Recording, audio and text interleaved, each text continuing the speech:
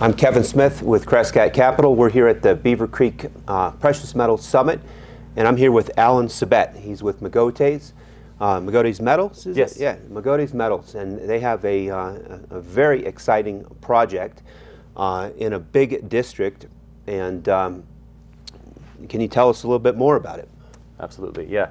So we're in a part of the world called the Vicuña district. It's an emerging copper district. What's exciting about it is there's been several, I would say, copper discoveries, two very significant large copper discoveries in the last 2 years. One of them is called Filo del Sol.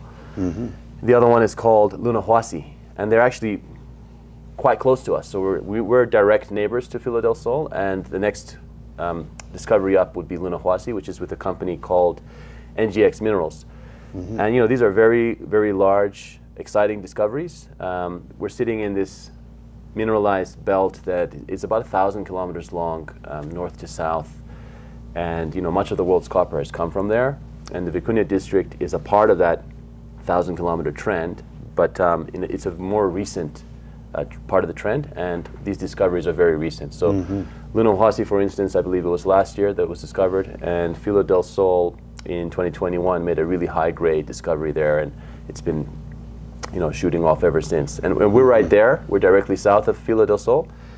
We have a number of really exciting exploration targets, and we've been working for just about 2 years now, coming into our third year of work there. And yeah, everything's looking really exciting. So just to explain a little bit more for the general audience, BHP, one of the biggest mining companies in the world, just invested a pretty large dollar amount to buy or to invest along with the Lundin family in Filo del Sol, right? That's the project right next door. How much did they pay, or what was the valuation that they came in at? There was I think it was a combined bid, and the idea is that BHP and Lundin Mining will have 50-50 on the final acquisition. It values Filo at 4.5 billion Canadian dollars. 4.5 billion Canadian. Yeah. So typically in the neighborhood, when your house sells for $1 million, you don't find the next door house for. I think this is a new record valuation for an exploration project out there in the world, wouldn't you say? Yeah, I think it is, and it speaks to the quality of what can be found in this district, right? The copper, the amounts, the scale, the quality of the targets that were there, and what's been found. And what's going to happen next, obviously that's up to BHP and Lundin Group, but it seems likely that this will emerge into a large-scale mining camp, one that could provide copper for hundreds of years. That would be a really significant part of the copper production of the biggest mining company in the world, and that's why they would spend this money, right? They're not spending this money just casually. It's quite a lot of money. I've seen some estimates that up to a fifth of the copper that BHP produces could come from here, or maybe more. So that would be significant. So one of the things that Quentin, at Crescat's Geologic and Technical Director, Quentin Henney, got excited about this project because recently Argentina has become, it seems, a little bit more business friendly with the new president Milei, and is offering mining incentives. And I think you guys moved pretty quickly to acquire this land package as some of those changes were coming about. Tell us more about that. Well, I think just to outline what they are, the incentives are, there's a number of them, but if you're building a mine, you're going to get, a protection agreement from the government, you're going to get import-export waivers on tariffs and on import duties, and you're able to freely trade your commodity that you're producing in and out of the country. There's tax holidays, there's a number of things, incentives that have been put in place that make it a really attractive place to start a mining project. And I think, one of the consequences of that is that big mining companies like BHP have come in, and I think they'll continue to come in. One of the things you didn't maybe catch on, and a lot of people missed, was there's a second one of our neighbors called Jose Maria, which was owned by the Lundin Mining Group, that BHP has also bought half of that for approximately $1 billion. So, I mean, the transaction value puts that at roughly $2 billion valuation. So we're sitting, we're sitting in this district with a $4.5 billion purchase and a $2 billion mine development. So it's really exciting. And so these incentives have really worked, and I think we're seeing a lot of interest from the big mining companies into Mogotes. One thing that Quentin is excited about on our side is a lot of geologic features that are similar to Filo de Sol. Can you talk about that at all?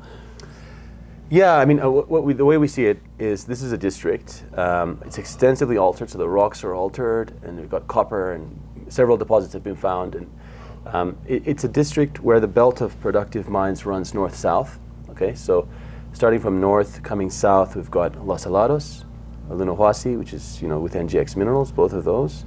And you come down to Filo del Sol, and the belt continues. Right? It doesn't just stop, and it actually goes for over 1,000 kilometers. So the continuation of that alteration and that belt is directly into our project. And that's where, zooming into the project, we've got 9 target areas that we've identified.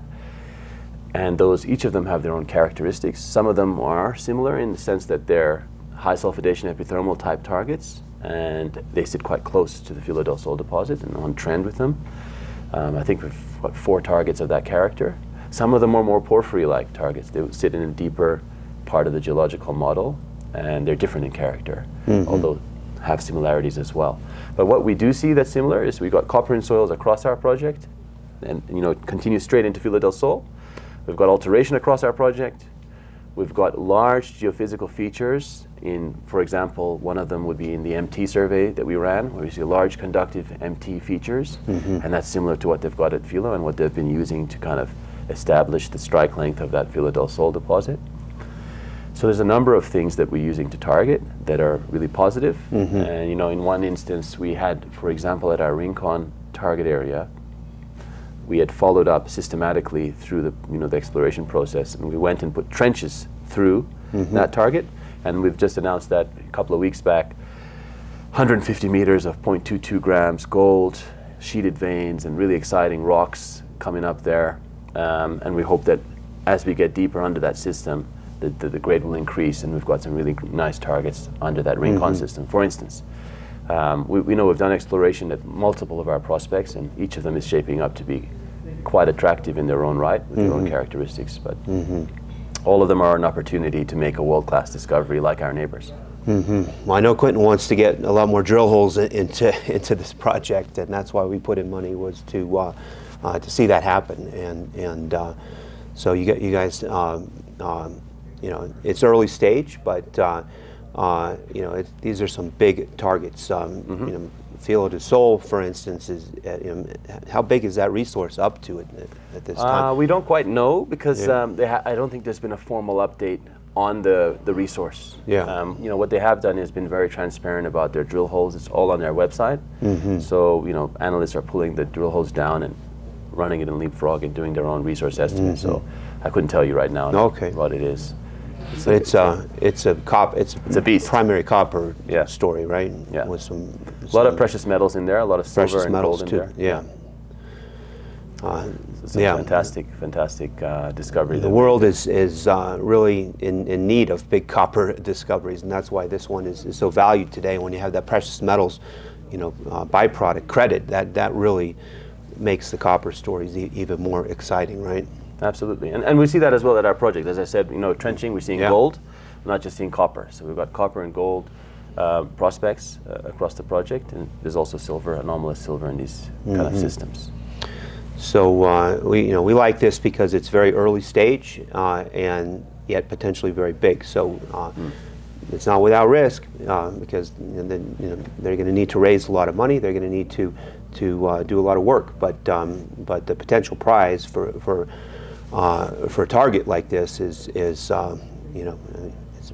BHP scale type target that they have. So any other final comments you want to leave for the audience here, Alan? Yeah, I would say we talk about having a target, but what's great about this, we've got multiple targets, different levels of exposed system. And so we've got multiple bites at the cherry. So it's absolutely looking, as far as exploration projects go, being where we are with the right structural setting, alteration, copper extensively moving across this system. It's just, I think for me, it's just a matter of working systematically through this and I think our chances are good. That sounds great. All right, Alan. So we encourage you to check out Mogotes Metals.